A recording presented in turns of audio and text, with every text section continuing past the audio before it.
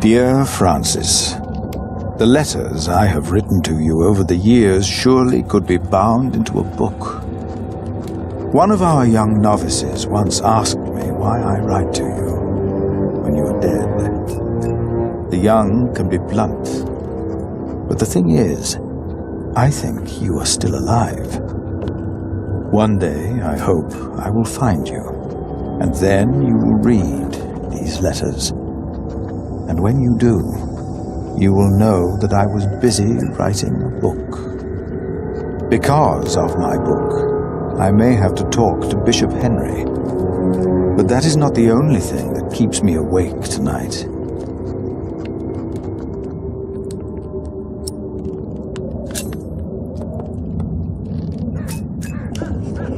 Behind a wall in our crypt, Jack discovered a hidden room. We do not know who built it, but it is likely that Prior James hid there, even after he was said to have drowned. That means he was alive when we met in Kingsbridge on New Year's Day, the day of his burial. And Jack told me he saw a man in the church the night it burned down. Was that him? And if so, did he burn in the fire that night?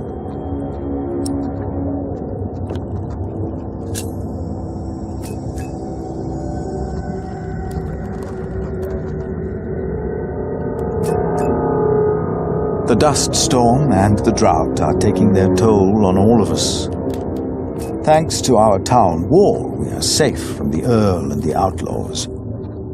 We've heard of places nearby being raided. We believe the attackers were William Hamley's men. We have enough food to last us another few weeks. But life has come to a halt. Martha believes there will be rain soon. But the storm is only a harbinger of rain.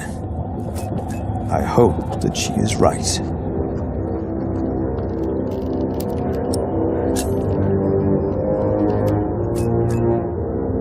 Jonathan worries about my book, The Divine Soul. In Winchester, he heard that Bishop Henry was less than pleased by what I had written. I am not naive enough to pretend I do not know why. I wrote that hope is godly, and since God made each of us, hope and salvation are only to be found within ourselves. Henry sells hope, and I am giving it away for free. If the church should ask me to clarify my position, of course I shall do so. But I feel I must give our people what they need in these desperate times. And how could I write anything else, if this is what I truly believe?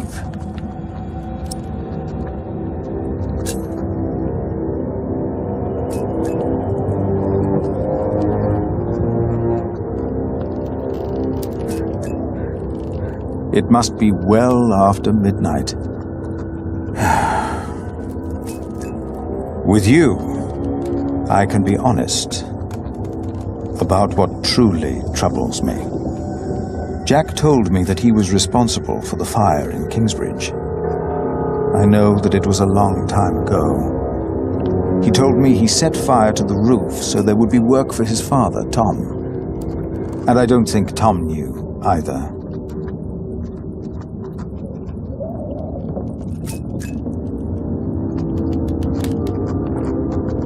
By God, save yourselves! The saint! We must save the saint! Fire! The whole roof is in flames! My God! Don't go in there! But help us! The saint! We must save him! No! No! Don't go!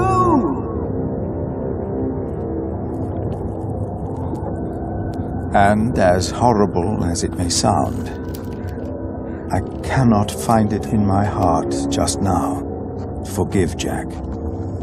Maybe because this confession comes too late, and from a man who I have learned to trust. This is the truth.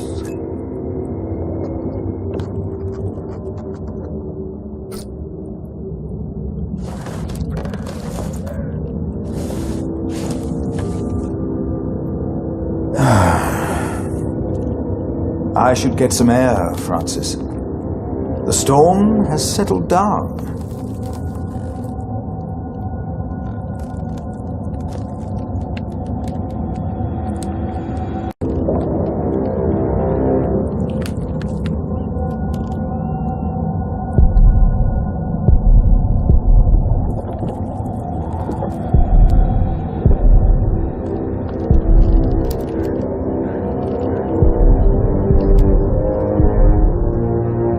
I know them by heart, but Jonathan insisted we keep them. I don't like to indulge in my own writings. Later, I need time to think.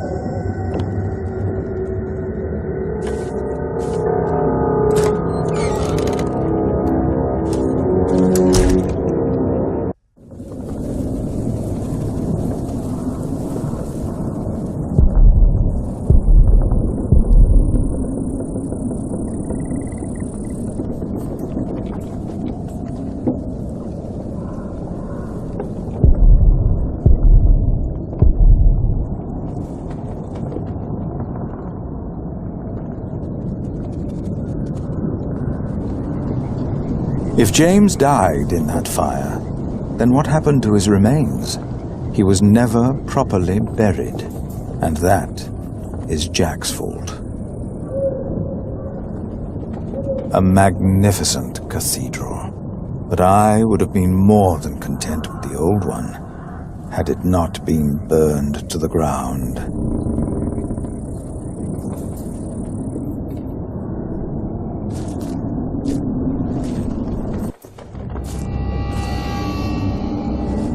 Hello? I thought I saw someone.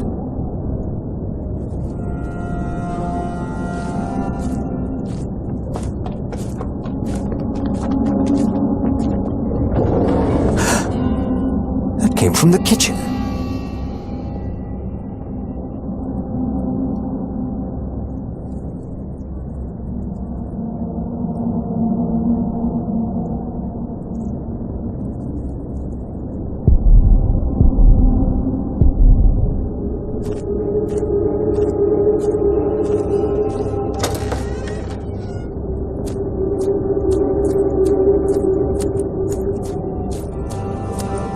Oh, it's you.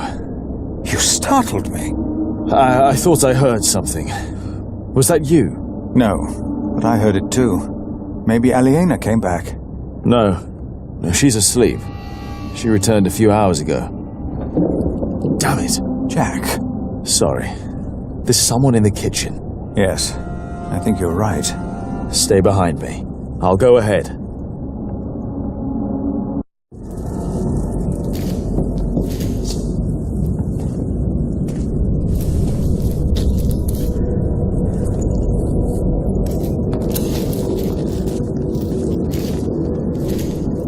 There's someone in here.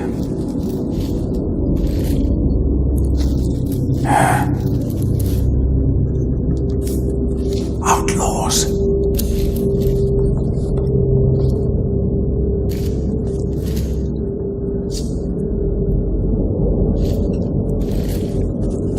They are probably just after food. I will talk to them. All right.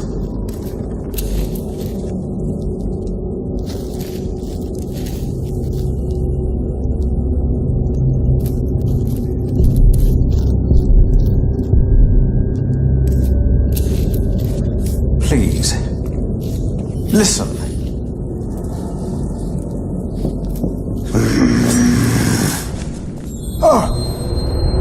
We don't mean you harm. Philip, be careful! Damn it! Philip, throw me a stone!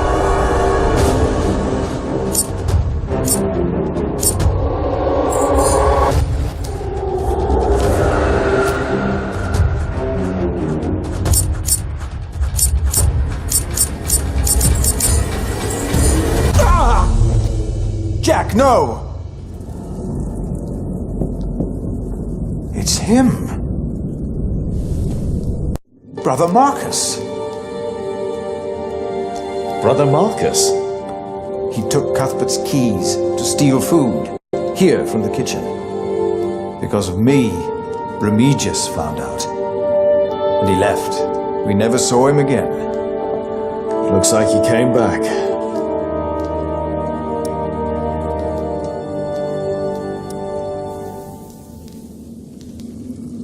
You didn't mean for this to happen.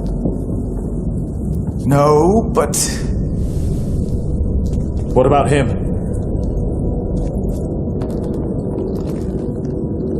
Don't be afraid. Ah! Jack! Why did you do that, you animal? I will get the others. No! What? He's just a child. Just a child. Jack forgave the child, just like that. And I forgave him. For that was what he had been when he arrived in Kingsbridge. Just a child. Who was I to judge this man for not confessing earlier what he had done? I had never told his wife, Aliena, that I was responsible for her fate, and for her father's. Even that night, when we all met, I did not dare to tell her.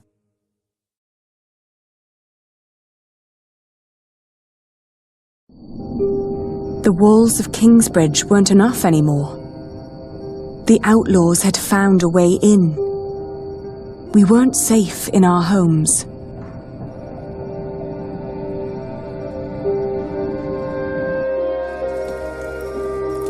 So this is what it has come to. Kingsbridge is under attack. Why didn't Uncle Richard chase them away? Why? Now, do not exaggerate. This is not a siege. We only saw 2 of them, and one of them was a child. But they almost killed you.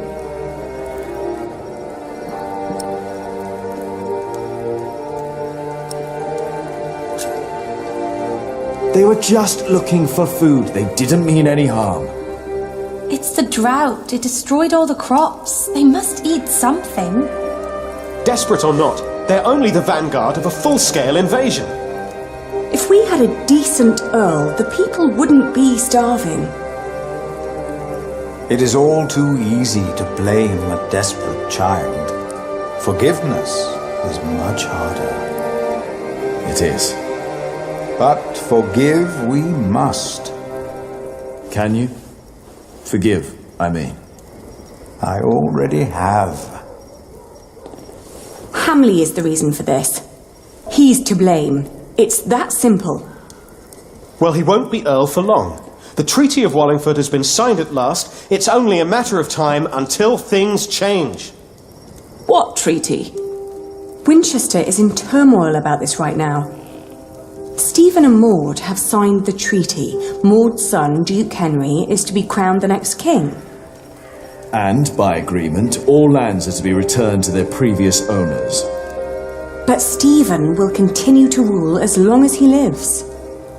The earldom will be ours again. It will not. Why the bloody hell not? Bloody hell. Language? No one will enforce this until Stephen is dead. What is to be done then?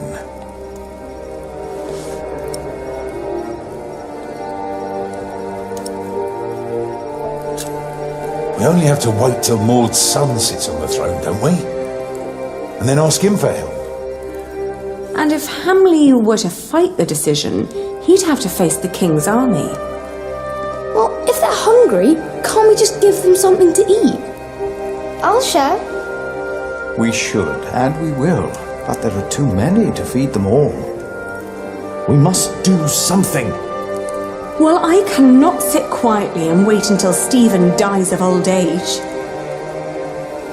The Treaty of Wallingford is in place. I won't wait for another 17 years.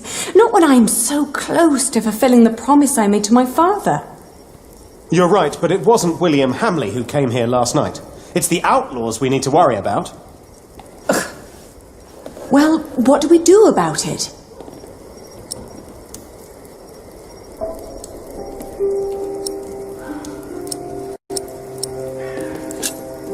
They too are victims. We must show compassion. If we defend Kingsbridge, we must cause as little harm as possible, or better, help as many as possible. Things will only get worse if we don't find a way to deal with Hamley. What about his mother? I've heard that Hamley still listens to her, that she still has a say in Earl's Castle. Yes, let's tell his mother. If we spoke to Regan Hamley, we might not need a physical confrontation at all. That'll never work. We have to assault them and take back our father's castle.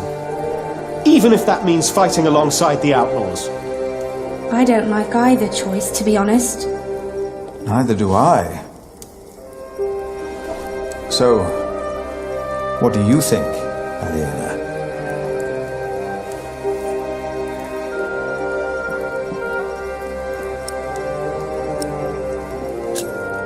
I will talk to the outlaws. Maybe we can find someone who can speak on their behalf. And if there's no one, then we will. I'll ride with you.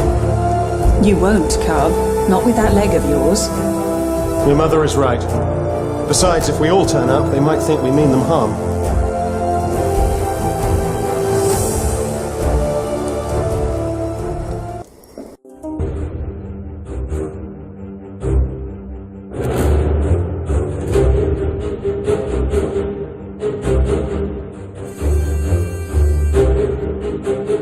Our hopes of meeting allies on the road to Shiring were fading with every mile. The only people we saw were sitting by the side of the road, broken and starving. Shiring was riddled with death and despair. I'd heard that Wigley had just been raided by outlaws, leaving them almost entirely without cattle. Maybe someone there knew where the raiders had come from. But Calford, on the other hand, had a recent falling out with William Hamley. There was a chance that they would be quick to join our resistance.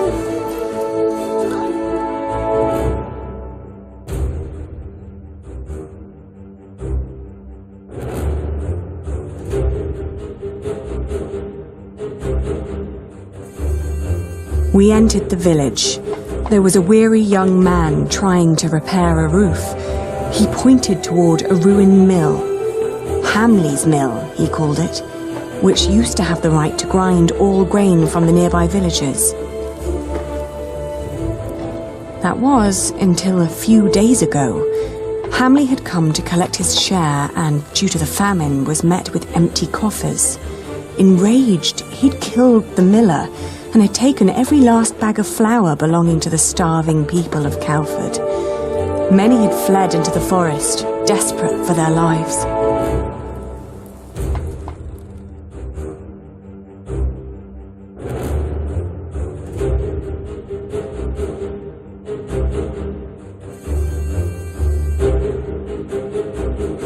As we reached Wigley, we met a farmer tending to a scrawny chicken. She told us that Hamley had claimed ownership of all their cattle. Shortly after that, the cattle vanished. Raiders had taken it, throwing William Hamley into a fit of rage. Some say they recognized the thieves, neighbors who had once lived among them. They were long believed to be among the dead. Were we really building our hopes on a pack of ghosts?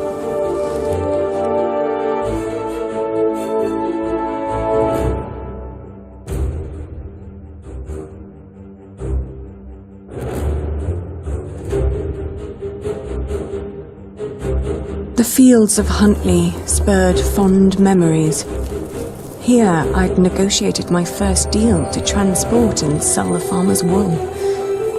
Now the meadows had turned to straw and the sheep were dead. Soon we reached Uncle Simon's abandoned hut. Our horses needed rest, so we wanted to leave them there while we looked around on foot. Then I remembered how Richard had been kicked by the man William had paid to catch us, and the horrible sounds he'd made lying there. Inside the hut, I was startled by a hunched figure hiding in a corner, nibbling on a lump of bread. Upon seeing us, the creature's eyes widened like those of a frightened animal.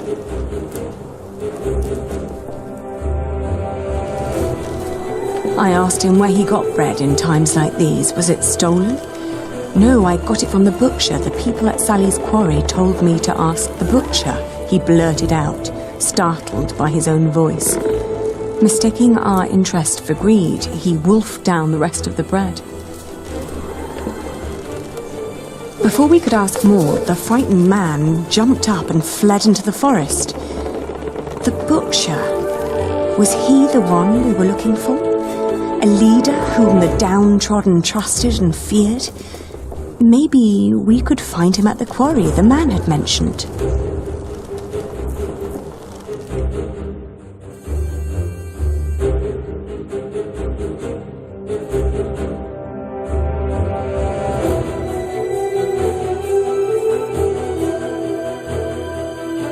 The abandoned quarry was teeming with activity.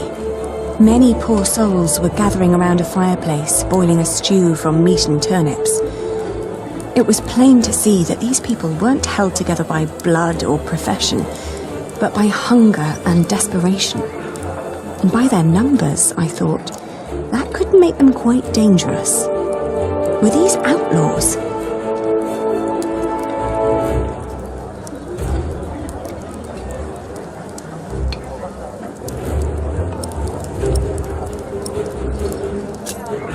The outlaws were using a moss-covered cave and little huts as shelter.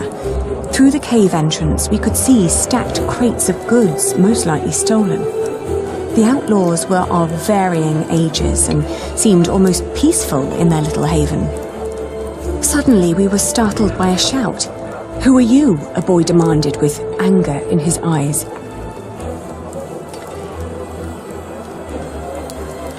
All eyes darted towards us. Their reactions were as varied as their faces. Some looked afraid, curious, and confused. Others were full of hatred and contempt. "We're not here to hurt you," I explained. "We just want to talk." "Where can I find the butcher?" I asked. Their faces expressed anger and fear. I explained that we were looking for food. They told us that the butcher was still in Monksfield, but that meat would come every couple of days. I said that wouldn't be a problem, not knowing what they meant. It looked like our path would lead us back to Monksfield.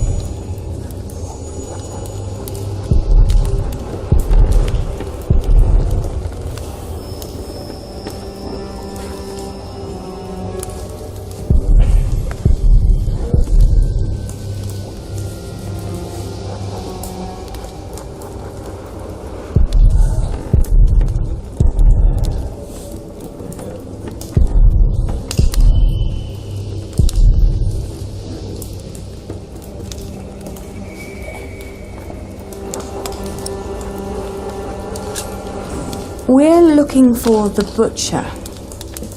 The butcher of Monksfield has long since moved away. Damn, I can't believe it. No need for cursing, young man. If you bring me an animal, I can prepare it for you. Do people call you the butcher then? Why'd you ask? What do you want? Do you have a lot of outlaws passing by? You don't see it in their faces, dear. But we all have been failed by the law and our leaders. Don't you agree? I ask because we feel the same way. And we're looking for a way to make things right again. Is that so? We're looking to build an army to invade Earl's castle and kill Earl William Hamley. Oh my. If it was that easy, someone would have done that a long time ago. The poor souls I meet, they're just simple people. They're not an army.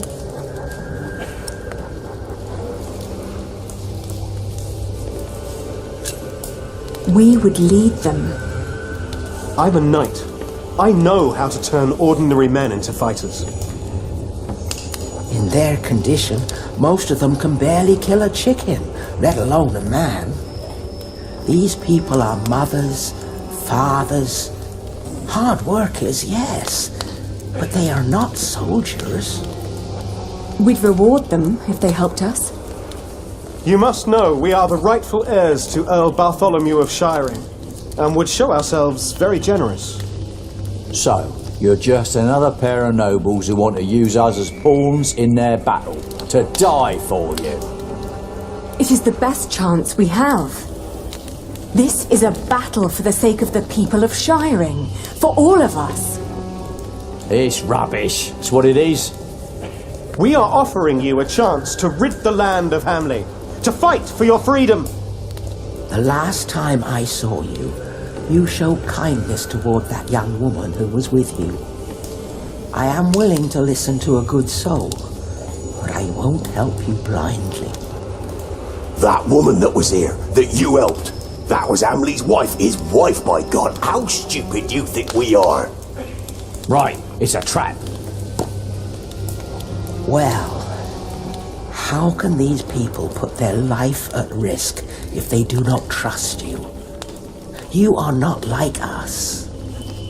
Yeah. I know.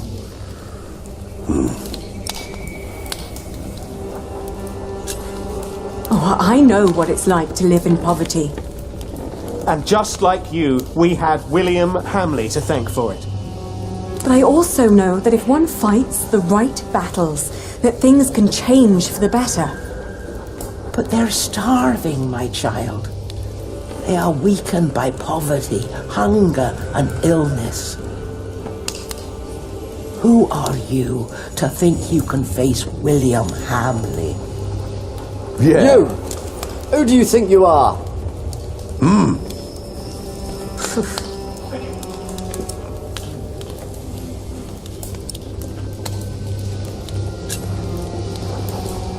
We are the children of Bartholomew, Earl of Shiring. Our father once ruled with a firm but benevolent hand. You must remember how good you had it. Well, better than now, but that's easy. He did have guts, though, trying to take on Stephen. So, you are his daughter and son, you say? Yes, all we know we learned from him. Yeah, good point now. Yeah. Yeah!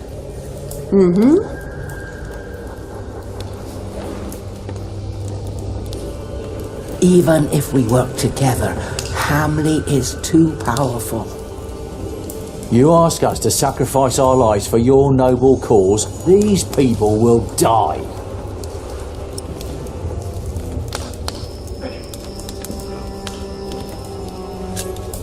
We already have Kingsbridge on our side, including the bright mind of Prior Philip.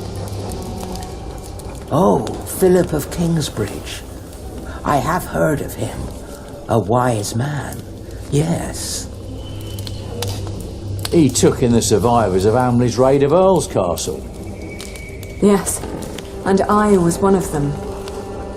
He wouldn't let anybody go into certain death. Their plan must be a good plan. Yeah. Yeah. She does. I said it before. We all have lost everything except for our lives. We don't fight other people's battles. But maybe this is our battle too. My people will decide for themselves. But I will tell them that I believe that it is indeed a battle worth fighting. I thank you. I pray that it will be worth it. We will all pray, and then we fight.